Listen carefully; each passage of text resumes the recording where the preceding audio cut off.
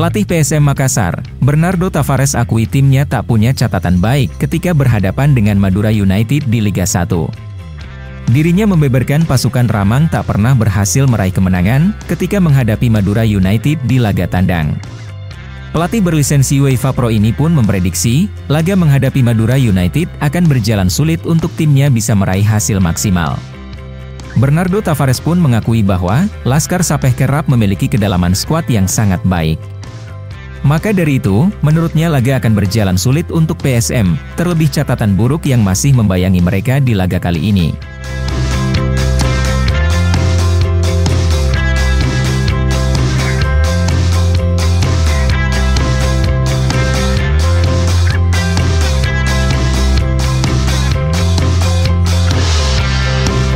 Meski begitu, Bernardo Tavares berjanji akan berusaha dan memberikan yang terbaik agar timnya mampu memperbaiki catatan statistik tersebut.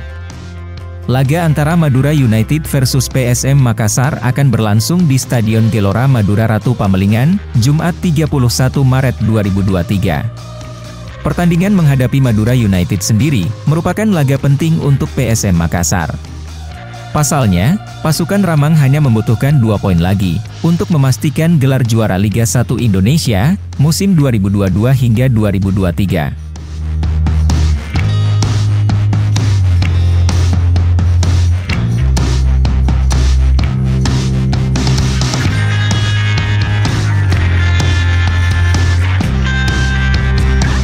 Pesaing PSM Makassar yakni Persib Bandung hanya memiliki sedikit peluang untuk mengejar ketertinggalan.